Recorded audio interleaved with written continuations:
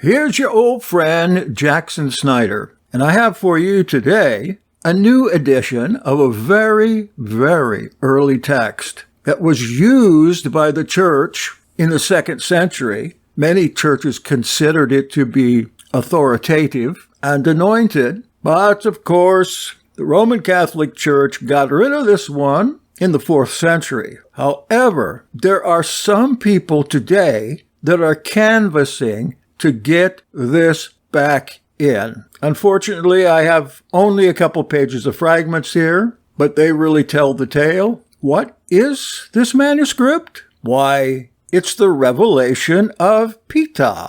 I just finished it so I could include it in my new 600-page publication, The Nazarene Acts of the Apostles, Volume 2 and 3. I should say volumes 2 and 3. I'll have these published within the next month, and you'll be able to find them on Kingdom Cart, that's cart with a K.com. Nazarene Acts Volume 1 consists primarily in the Clementine recognitions, but Volume 2 is twice as big with the new edition of the homilies, Clementine homilies, plus maybe 15 or 20 other early manuscripts that have to do with Clement, Domitilla, his wife, Peter or Kepha, Yaakov, Hazadik, James the Just, the Ebionites, the Nazarenes, the martyrdoms, Justin,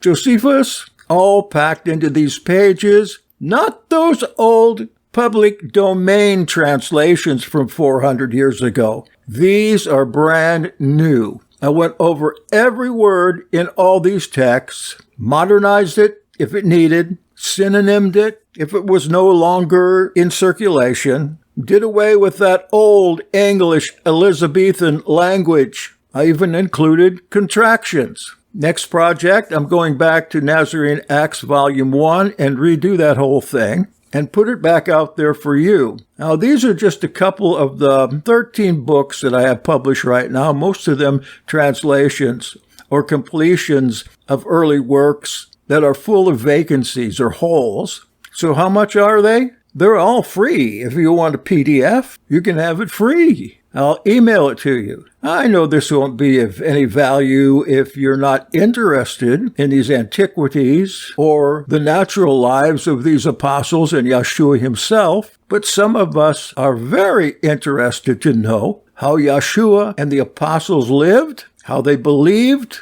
what they preached, and don't let anyone tell you that New Testament Apocrypha is a bunch of fiction. I'm so glad I read Robert Eisenman's books, because, among other things, they changed my mind about apocryphae after I had been told and had learned in school that all these were false and fictions, or they would have got into the canon. Then, of course, I learned that the canon we use now was put together by apostates, and because the apocryphae happened to have some miracles in it, they must be fictions. That is what I learned in my pursuit of a master's degree. Well, I unlearned that. So keep watch. You can find my books at lulu.com. Just put my name in the search engine, Jackson Snyder, and you'll see them. They're published on demand. Or you can get a hold of me if you're interested by filling out my little contact form at yahad.me.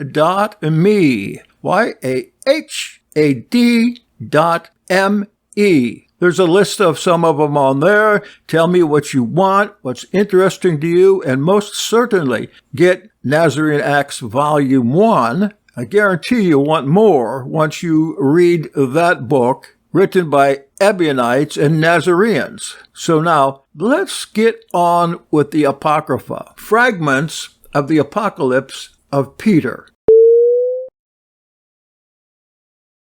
Brothers of repute will arise, and many of them will be false prophets, and will teach divers ways and doctrines of destruction. These will become the sons of perdition. Then Elohim will come to his faithful but afflicted ones, who hunger and thirst to purify their souls in this life, and he will judge the sons of lawlessness. The Master Yeshua said, "Come, let's ascend to the mount to pray." So we, the 12, went with him. We begged him to show us our brothers, specifically those righteous ones who've gone forth from this world, so that we might observe their present form. We took courage that we might also encourage those who will hear this from us. As we prayed, suddenly there appeared 2 men standing before the Master towards the east, whom we weren't able to observe, for sun rays came forth from their faces, and their robes were brightly shining, a sight such as the eye had never seen before. No mouth can express or heart can conceive the magnificence they displayed or the beauty of their appearance. As we watched them, we were astounded, for their bodies were whiter than any snow and redder than any rose, with their reds mingling with their whites. I am utterly incapable of expressing their comeliness. Their hair was curly and bright and becoming on their faces and shoulders, as though it were a wreath woven of spikenard and diversely colored flowers, or like a rainbow in the sky. Such was their graciousness.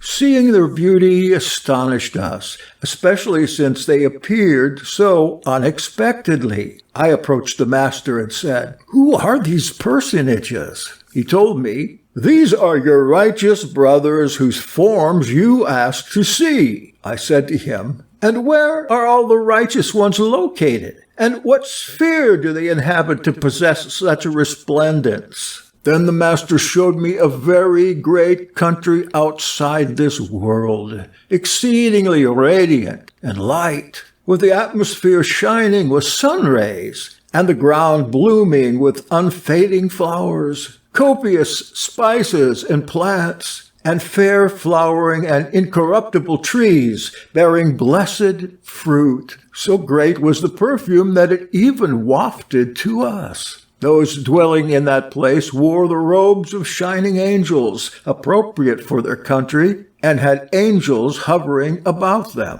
And with one voice they sang praises responsively to the sovereign Elohim with rejoicing in that place. The Master is saying to us, "This is the dwelling place of your high priests, the righteous ones." Over against there, I saw another country. It was squalid, a place of punishment, and the punished beings and the punishing angels wore dark clothing, dark like the local atmosphere. And there were certain ones hanging by the tongues. They were the blasphemers of the righteousness road. Beneath them was a fire to burn them as punishment, and there was a great lake full of flaming ooze. In it were those who pervert righteousness, along with tormentors to oppress them. There were also others, women hanging by the hair over the bubbling ooze. These had adorned themselves for adultery, and the men who mingled with them in their defilement were hanging by their feet and heads over the ooze. I said, "I don't believe I should be entering this place." And I saw murderers with their accomplices being cast into a certain plain full of evil snakes. Those monsters struck them as they turned around and about in their punishment, as worms like clouds of darkness wounded them. Those who'd been murdered stood by, watching their killer's punishment and saying, "Oh, Elohim, your verdict is just." Near there I saw another plain, into which the gore and filth of those being punished flowed down to become like a lake. Women were sitting within, gore up to their necks. Over against them sat the children also, those born to them out of due time. They were wailing. Out of these children shot fiery sparks that struck the eyes of these women who'd been cursed conceiving and aborting.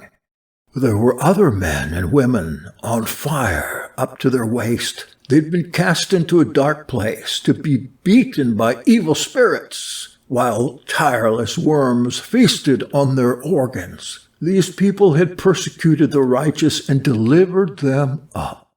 Near these were women and men gnawing at their lips, for they were being punished. Red-hot irons pierced their eyes, for they had blasphemed and slandered those on the road of righteousness. Over against them were other men and women gnawing their tongues, with mouths full of flames, for they were false witnesses. In another place were small stones sharper than swords, red hotter than any brand, and women and men in filthy, torn clothing, rolling upon them in punishment. For these were the rich who trusted in their wealth and had no pity for orphans and widows, those who despised the ordinances of Elohim. In a great lake bubbling full of tar, blood, and clay, there stood men and women up to their knees. These were the moneylenders who charged interest on interest. Other men and women were being hurled down from the apex of a great cliff to the bottom, again and again, driven by their overseers to climb back up the cliff to be hurled down again. They had no rest from this punishment, for the men had defiled their bodies by acting as women, and the women had defiled their bodies by lying with one another as though they were a man and a woman. Alongside that cliff, there was a place full of fire. There stood men who had made for themselves with their own hands carved images and worshipped them instead of Elohim. Alongside these were other men and women with rods, beating one another without pause as their punishment. Near them were women and men burning, turning, roasting. They had left Elohim's road of righteousness. The children, born out of due time, will receive the better part, for they are delivered over to caretaking angels that they might attain a share of knowledge and gain a better place after suffering what they would have if they'd been in the body. The others will obtain salvation as injured beings to whom mercy is shown and remain without punishment, receiving this as a reward. The milk of the women running down their breasts and congealing, they form small, flesh-eating beasts. These run upon the women and devour them. Infants that have been exposed are delivered to an angel, a caretaker, by whom they are educated until they grow up. Then they'll be like the faithful of 100 years old. The earth will present all people before Elohim at the day of judgment. The earth itself will also be judged, as will the sky that encompasses it. And those are the fragments of the revelation of Peta. What do you think? Should that be put back into the canon or not? What do I think? I don't care what they do with the canon. I just can hardly believe that Elohim would choose a bunch of sinners and pagans to put together sacred books for religious adherents and have those books last for hundreds or even thousands of years. I don't have enough faith for that. But as I said, this particular text in its entirety was read in hundreds of churches at the end of the 1st and in the 2nd century, right on up until the 4th century, when the Romans collected all kinds of apostolic writings. It appears they even collected the vault that James had in Jerusalem full of teachings, destroyed them, buried them, burned them. What do we have left? Fragments upon fragments. Now, I wasn't going to put this in to the Nazarene Acts, volumes 2 and 3. But just a day or so, I decided to do it. Since there's been a call, really, a call for this to be put into the Roman Catholic canon. So now maybe you'll have the opportunity to decide, does it go in the Bible Or does it go upon the burning trash heap? Let me know. www.yahad.me. I'm waiting to hear from you, and I'm sure we'll be communicating soon, and very soon. And this is Jackson Snyder, signing off for the day. October 29th, 2023. Amen ve Amen.